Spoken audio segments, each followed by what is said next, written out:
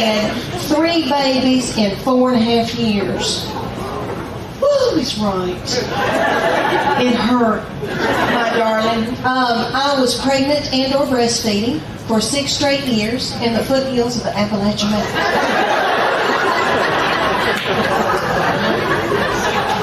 And the mountain people would say to me, "Don't you know what causes that?" And I said, "Yes, but I needed the money."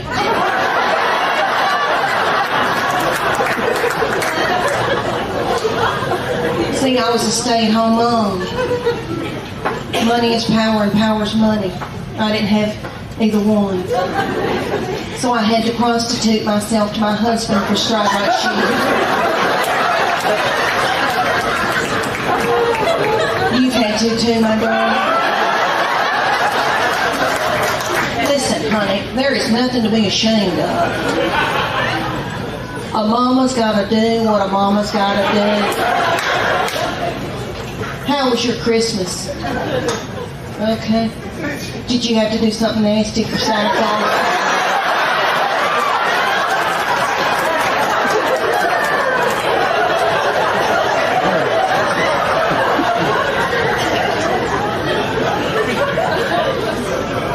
My children got a trampoline.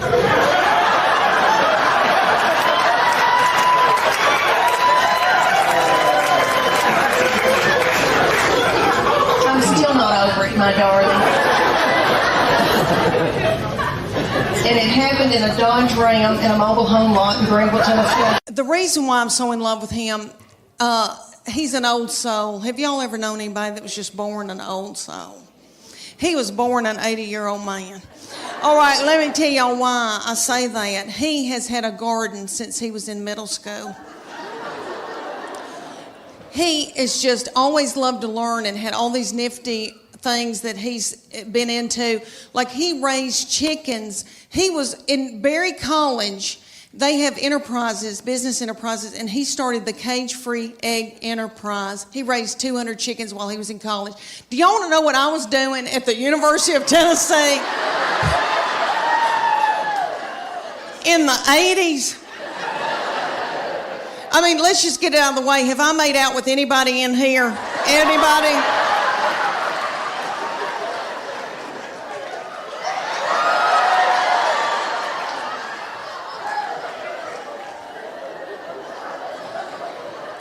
I was in terrible sin. And I was down at Gabby's on the Strip.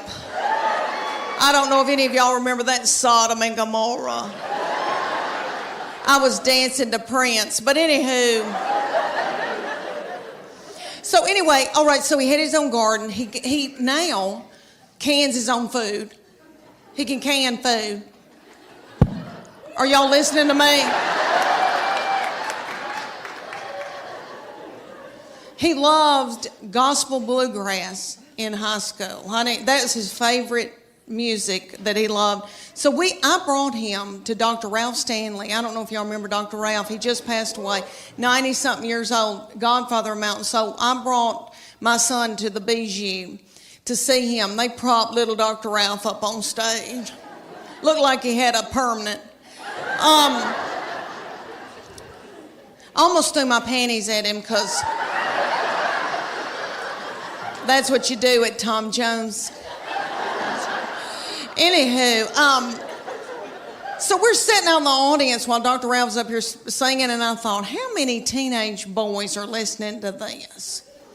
Gospel bluegrass. What are they listening to, real teenage? You know, all right, Waka Flocka Flame. Rihanna, Lady Gaga, all that nasty goings on. I thought, wouldn't it be funny if I had to yell at my boy, turn that gospel bluegrass down?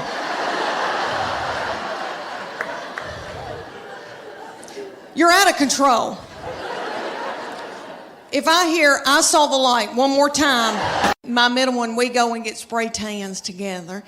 And I love them, and I feel thinner in them. If you're going through a hard time, go get a spray tan. Makes you feel like a movie star. Okay, well, we went the other night, and this is the difference for you young mamas out there. Like, women going like in your 20s and 30s and even in your 40s when you still are, have life left in you. Okay. There's something happens to you when you're in your 50s, and it is wonderful. You don't care, okay? You don't care about anything. All right. We go to get a spray tan, and y'all know about Snapchat. There's a thing called Snapchat where you can video somebody and send it to your friend. Okay. Or send it out to the world, I guess. All right.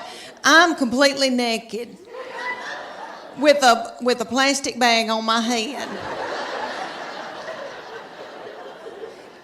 In the spray tanning thing, and it's like a car wash. It does this. And then you do. And then you do. And then you do. Okay. And when it's cold outside, it feels like needles going in you. It's so cold.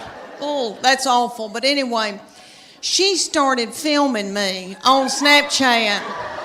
Completely nude. Now, in my 30s and 40s, I would have been hysterical, and I would have been in a bowl, and I would have been so torn up. In your 50s, at first I was like, and then I was like, I don't care.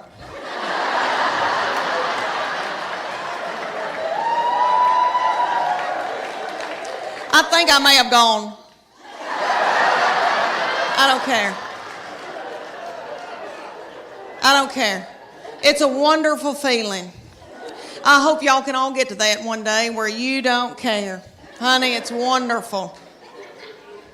I just don't care. Okay. All right. She is a beauty. And I know every crow thinks theirs is the blackest, but she's always had a bunch of boys coming around wanting to date her. So, there was one that came around, and he was a player. Do y'all remember that? Playa? Remember? So the young people call it playa. My husband's not a player. He doesn't chat at all.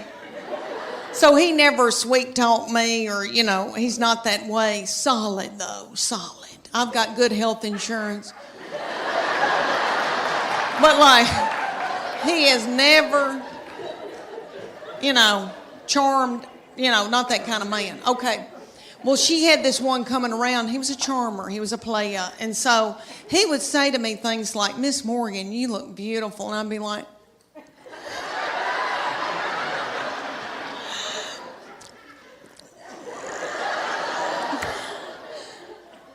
can I make you a casserole?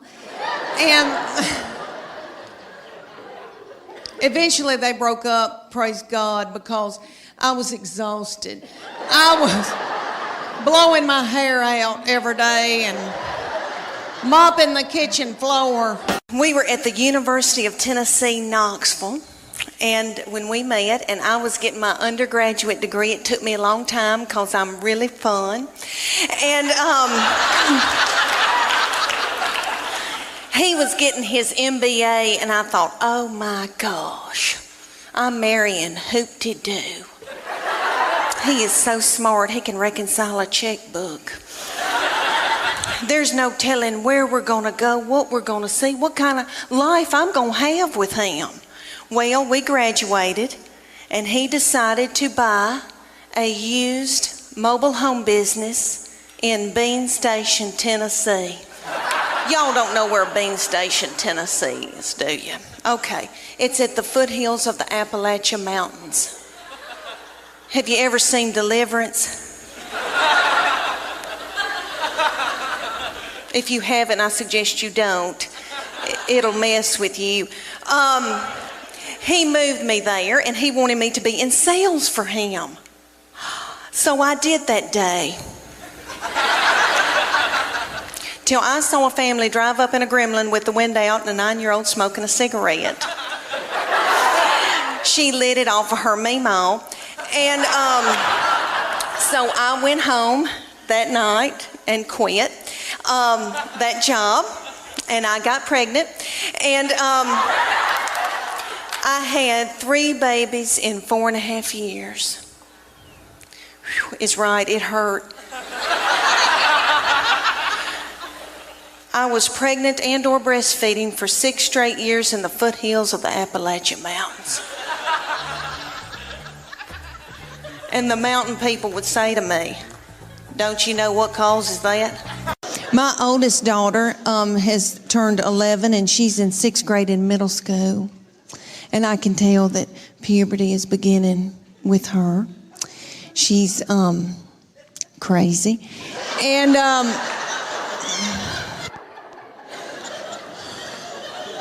she's mean as a snake. And we're scared to death of her, but we just tiptoe around her. She cries a lot. She doesn't know why, and she tells us, I don't know why I'm crying. And we just try to get through it. But I'm telling you, she can run a household. She's a grown woman. She has been ever since she got here. So I said, you're going to have to come in here, baby. I said, your daddy's going to take care of y'all. I'm going to Nashville for like 3 days. She bust out crying. I said, what's wrong? She said, don't leave us with him. He doesn't know where the food is.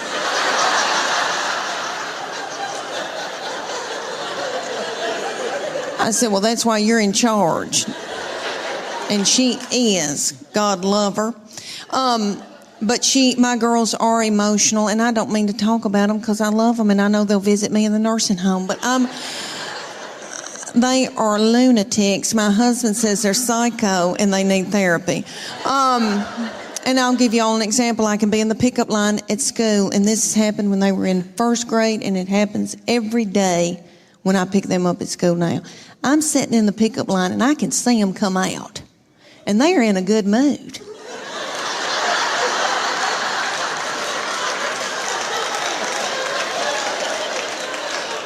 And they're goosing each other and giggling and doing and talking and having a good time. They're waving to the teachers and the principal. See you tomorrow. Okay. Then they come over to my vehicle. Get in. Shut the door.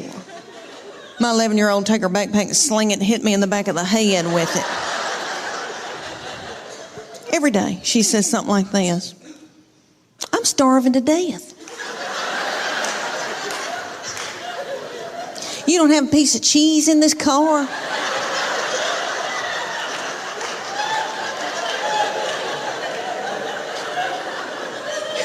Your driving's making me car sick. I hate her. Why'd you have her? And then my baby will be sitting up there in a daze. She'll be going, Mama, Mama, Mama, Mama, Mama, Mama, Mama. What? Mama, Mama, Mama. What? I'm listening. She asked me some of the craziest things. One day she said to me, did Jesus ever have head lice?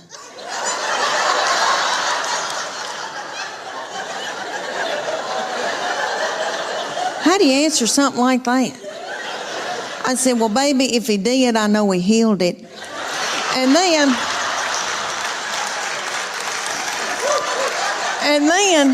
my girls would be whipping each other in the back seat and telling each other how bad they hate each other and they wished each other were dead.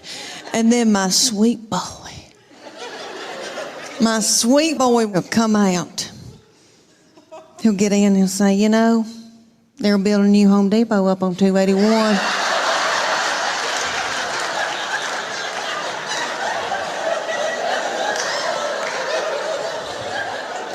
Just as happy-go-lucky. He's just like this. He's been like that all of his life. He's 14. He's never sassed me. I know people say it's coming. I'm telling you, I don't think it will. And I'm in love with him. My husband says I have an unhealthy obsession with him.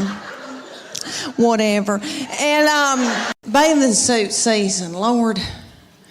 I've always worn a miracle suit, and I'll talk about that in just a minute, but I did a show for a group here in Knoxville. They were darling. And after I did it, a woman came up to me and she goes, Leanne, are you not going to Sears and buying you a swim dress? And I thought, well, I didn't know my life was over.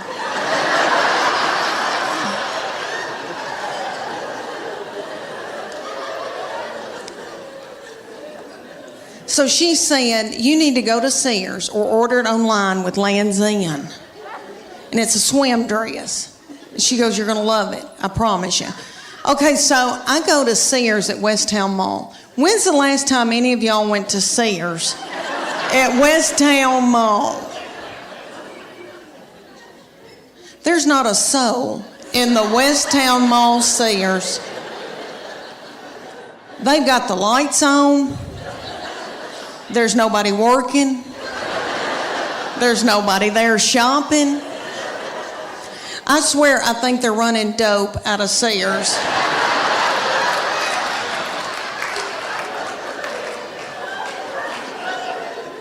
But I got me a swim dress, and I am beautiful in it. And I tell you why, because it shows my arms. My arms, the only thing I've got left living for. And they are my daddy's. Jimmy Fletcher, I got them from him. My sister gets so mad because she didn't get them, and she'll call me and say, you got daddy's arms, and just hang up on me.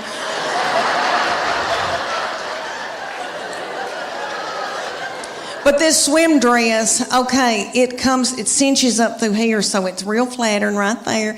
And then it comes down and hides all this boogity-boo I got going on right here. And I am beautiful in it. I hate to say that. It kind of looks like Titanic,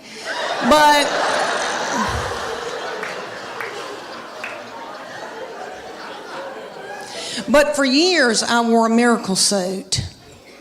Okay, the miracle suit is in Dillard's and Bell, Macy's, are all over. And there'll be hundreds of them in a big area at a department store. And there's a tag hanging from all of them that says, miracle suit. Lose 10 pounds in 10 minutes. And you do, because you sweat yourself to death trying to get it on. Because the miracle suit has a girdle in it. They're one piece. So the girdle is right through here, so it smooths you out real pretty through here. You look really good because it squeezes your fat out in all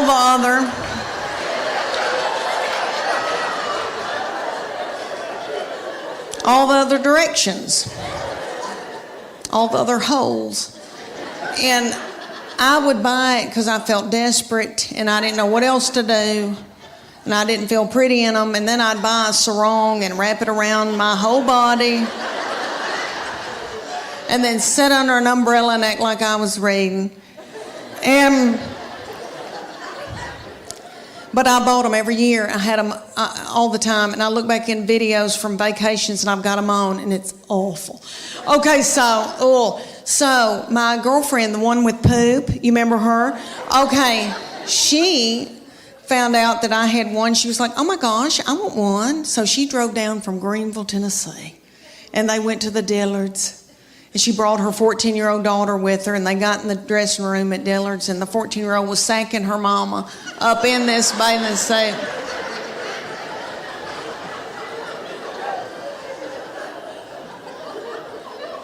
And her 14-year-old said, Mom, this is so gross.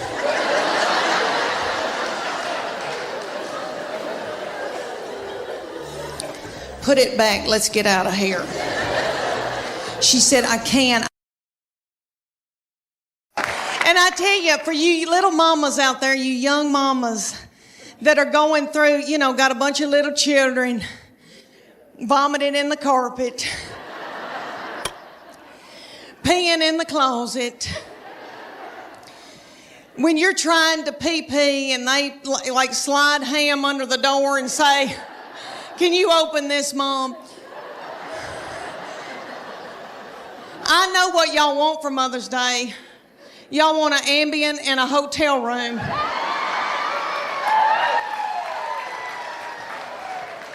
I hope y'all get it. I hope y'all get it. when you get to be my age and I'm 51 years old, honey, you beg your little children to come home and be up your butthole. I beg them and try to hold money over their head. All right, but they're all home. I'm so thankful, so grateful. Okay, y'all, we got a big night ahead of us. Y'all are precious. I want to talk to y'all about, because I am 51 and going through hormonal changes.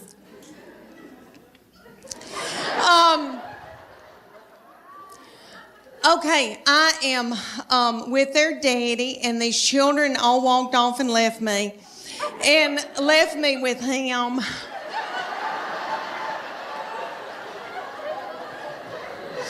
And he's so not fun.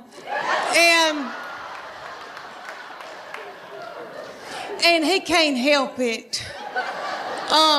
He's that way because he has to make a living for all of us. And he's got a lot on us, and all the money's going out the window. And, you know, because we got 2 in college, we just had 1 get married. But he and I are having to adjust being together for the first time in how many years, you know, before we got married. And so he sends me emoji, kissy faces,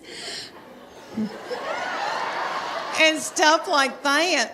But I am low on progesterone and testosterone. He's low on testosterone, praise God. I'm trying to adjust to just being with their daddy, and so I bought him tickets to go see Def Leppard and Journey.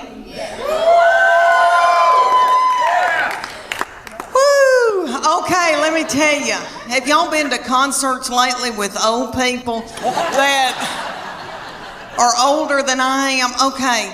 We went, and I thought, oh, we're going to have a fun date. And I said, where are we going to go out to eat? And he goes, I don't have time for that. It was on a weeknight. So he went to the Pilot and bought himself a tall boy. And I think that's what it's called, and an egg salad sandwich from the Pilot.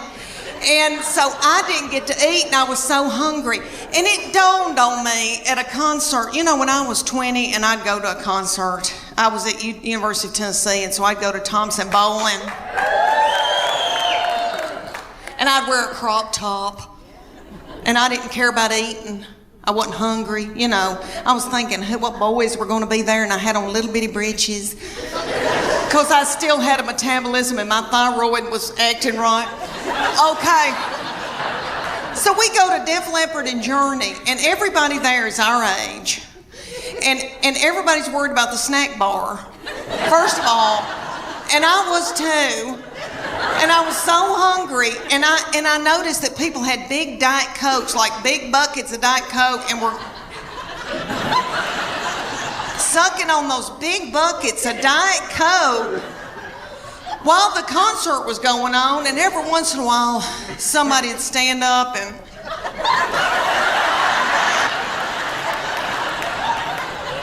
then they'd sit back down. I'm in love with my girls. I'm in love with them, and they're my best friends, especially as they get older. And I know that when I'm in the nursing home, they'll be the ones to come and pluck my chin hairs. But he has been from heaven. Okay, it's so wonderful. All right, well, he got married in September, and when he started bringing his wife around us, he would say to me, "You have a terrible look on your forehead." And I would say, "What? I don't know what you're talking about." But he said, "Mom, she's my best friend, and I want to marry her." They met in college at Berry College, and he said, "She's going to be my wife." And so I tried to. It wasn't anything against her. It was anybody that was going to come in and take my boy, because he's the best thing that's ever, all right, he's like the best of their daddy. He's like everything their daddy can't be. Does that make sense?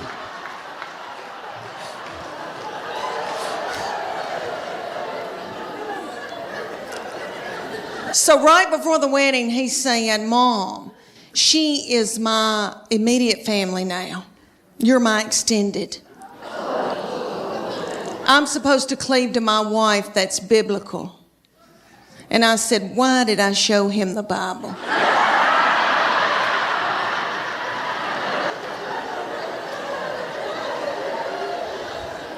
But they had a beautiful wedding, and really, when I got in there and the Holy Spirit was there, and God was in it, and I knew they were supposed to be together, and I love her. I mean, I love her. She's like another daughter to me now. And but I was freaked out. But everything is okay now. And then I got to thinking, how psycho am I that I want to keep him forever and have him live in the basement and be a weirdo? You know, that's twisted. So I was able to let him go. And I love her. She's like another child to me. My husband is a big old man, 6'4".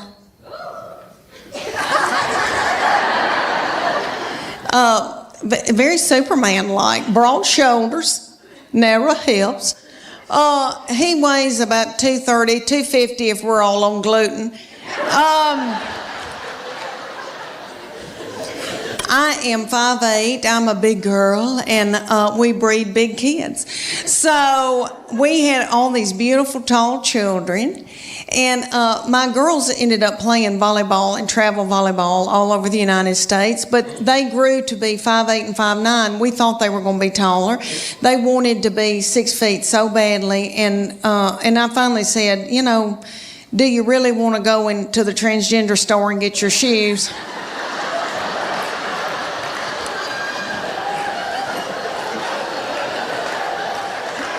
You know.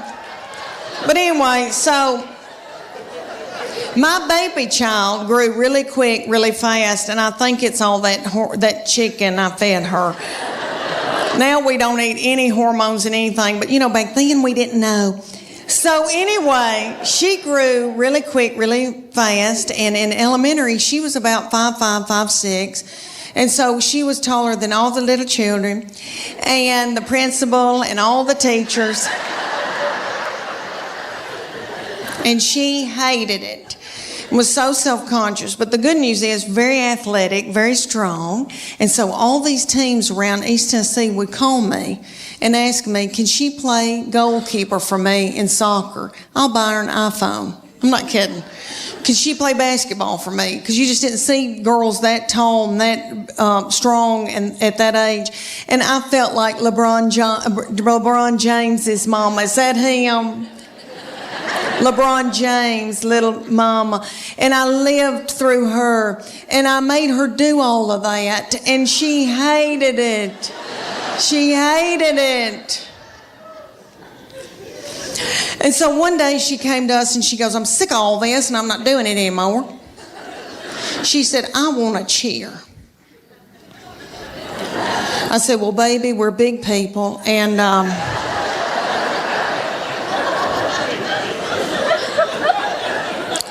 said, we don't tumble, but I'll try to figure this out. So I found out in the United States there's called competition cheer. And we have it here in Knoxville. It's called the Sharks. And we were going to learn the cha-cha to Earth, Wind, and Fire, and I was going to kill it. Well, one night, he kind of flung me hard, and I thought, oh, something popped. And something doesn't feel right. The next morning, I woke up, and there was this big bulging thing about right here. And I called my girlfriend in Greenville, Tennessee, and I said, I think I've got backed up poop. And she said,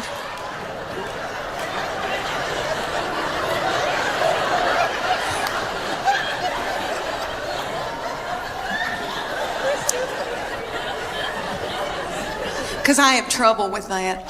But she said, I don't think poop goes up that far. And so she looked on her iPad on WebMD And she sent me this picture of this man looked like an alien coming out of him. She said, "Is that it?" And I go, "That's it." She goes, "You've got a hernia." So I went to my doctor and they said, "We can't push this thing back in." And so the thing was in 5 days with the Children's Hospital, and I didn't want to let them down. And I thought, Lord, what are we going to do? And my girls stepped in and learned a dance in 4 days. Bless their hearts, and they're practically nude. And they had to wear all that too. And I came out in a wheelchair to Proud Mary Keep On Turning. Thank you. And it all turned out good. The girls did that dance. You've seen that video from a long time, from the 60s with Tina Turner, and they were doing that dance. You know, it looked like car wash, something going through. Y'all seen that? And you know that Ike probably whipped her in a cocaine rage before she hit that video. So I thought, if she can do it, I can do it. But you know, let me tell you, it ended up a wonderful thing. We raised a lot of money, and it was a blessing. And this blessing came out of it. Let me tell you, my husband found out about the cuddling program, and he is a baby cuddler. He cuddles drug-dependent babies every Wednesday night in Children's Hospital. Thank you. Thank you. That is so sweet. He didn't help me with mine, but that is so.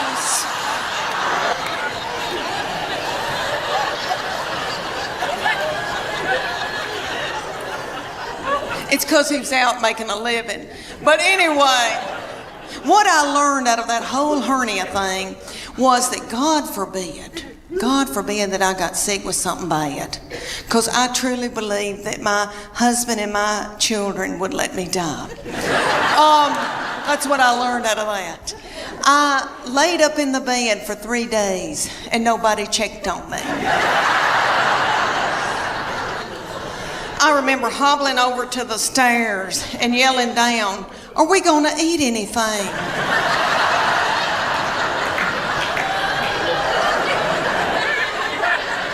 And I could just hear people going through my purse.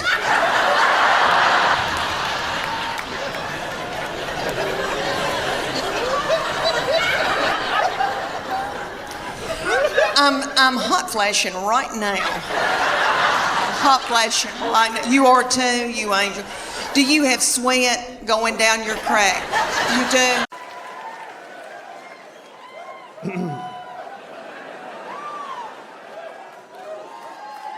Well,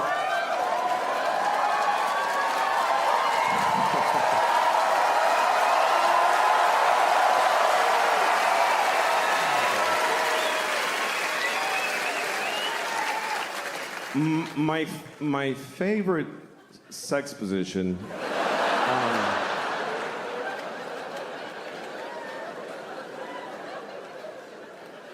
My favorite sexual position is reverse cowgirl, but I'm on top.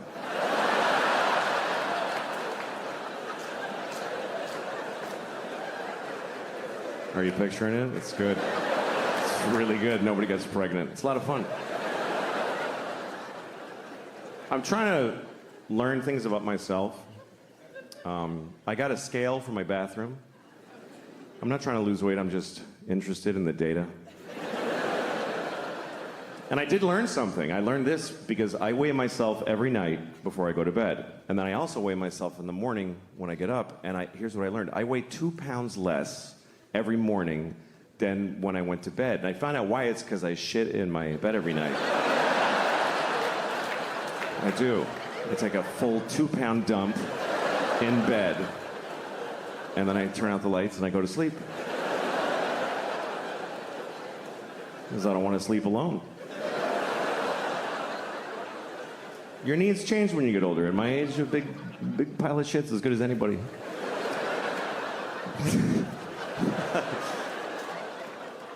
I actually have a girlfriend, but we're struggling because she lives in France. She's French. She lives all the way over there, and we haven't been able to see each other for a year because of the disease. I have AIDS. And she's great, though. She sends me presents all the time. That's how she keeps it going. She sends me gifts in the mail. I get something from her every week. Sometimes it's chocolate from France or a shirt she wishes I would wear instead of things like this.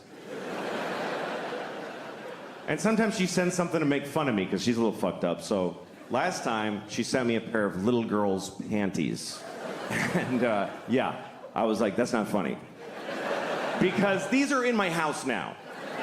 I can't get rid of them. It's like nuclear waste. Think about it. I can't throw them out because I can't have people find little girls' panties in my garbage with coffee grounds and butter on them. And every solution I think of makes it worse. Like if I put them in a bag inside another bag and layers of duct tape wrapped in tin foil. Or if I put them in a coffee can and I nail it shut and I bury it in the park in the middle of the night. Or if I cut them into tiny pieces and throw away one piece each week in a different town.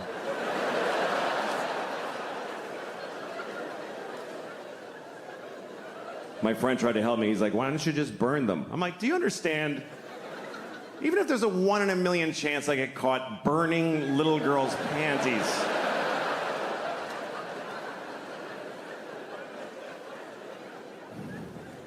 So I'm wearing them right now. So, yeah. It's the only solution I could come up with. I wear them every day. And I hand wash them. And then I dry them like this.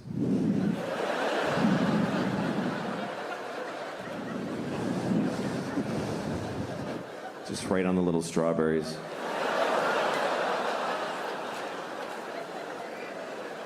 Here's the thing, men, our biggest fear in life is that we're gonna get caught being a kid fucker. That's every guy's biggest fear. Even if you would never do it, every guy's like, that's what's gonna happen to me, I know it. It's like being afraid of sharks when you live in the desert. Like, I don't go to the ocean, but it's gonna happen. Because it's a fear not based in its likelihood, but in how horrible it would be if it happened. Because when they catch a pedophile, holy fuck. Holy shit. It's brutal because we're scared. We're so scared of pedophilia because it's here and it's not going anywhere. That's a fact. It's not like there's a finite amount of pedophiles and we got the last one. No, it keeps happening. Every generation, there's more. Some of you have kids, and some of them are going to grow up and fuck kids. They might, you know. Okay, no, of course, not yours for some reason, but they're coming from someplace. So, any real solution has to start with the basic reality that there will always be pedophiles. Not a great thought. I understand it's not uplifting. You wouldn't put that on a fridge magnet. Or on your screensaver at the office. There will always be pedophiles. Hey, where's Jim? He's not at his desk.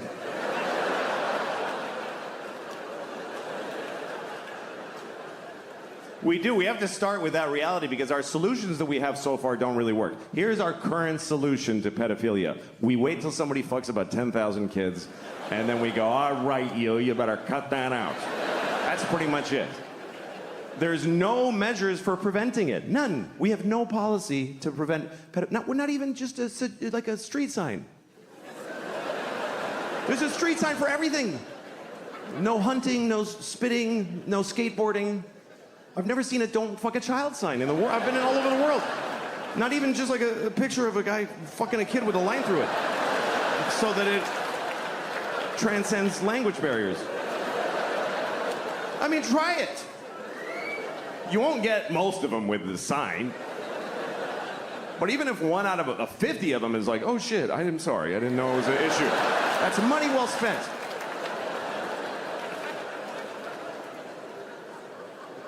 There's things that might work and we don't even try them. Like, is anybody working on very realistic child sex dolls? Okay, then let him fuck your kids forever. If that's better? I'm so sorry for suggesting something that might actually work. Oh, no. Let him fuck both my sons, but don't make a doll. That would be distasteful.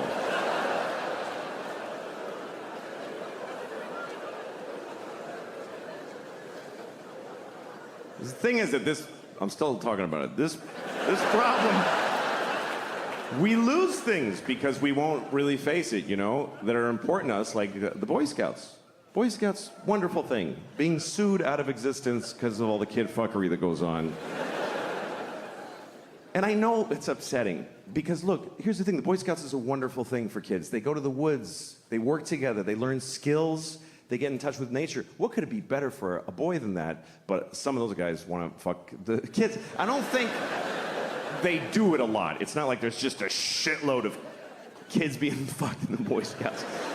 I think it's mostly that they find out that the guy wants to. I don't actually know, though. I don't. Do you know why I don't know? Because I'm afraid to look it up. I'll go to prison for typing it into a Google. How do you solve a problem if you're afraid to fucking look it up? How many Boy Scouts get fucked on a... Oh, shit.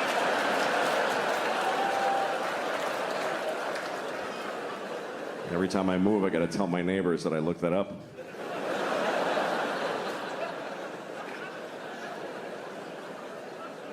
Here's what happens. Every few years, you find out there's some pedophile-type people in the Boy Scouts, and then they announce, we got them all. We're good. And then a year later, well, there's a bunch more. What's going on here? At some point, you got to wake up to the basic fact that maybe the people who are best suited to give your kids these wonderful experiences are folks that want to fuck them. Maybe that's why they're good at it. Maybe that's, if you want that, that's where you go. Maybe that's just the way that goes.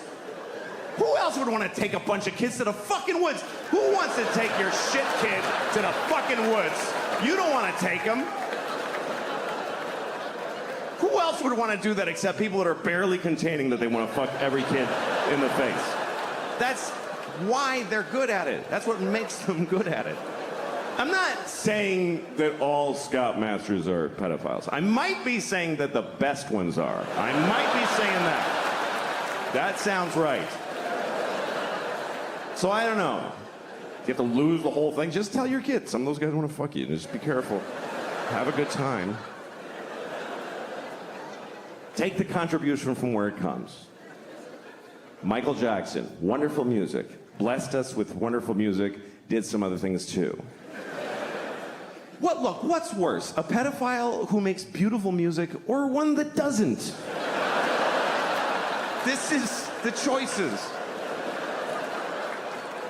No pedophiles is not on the menu.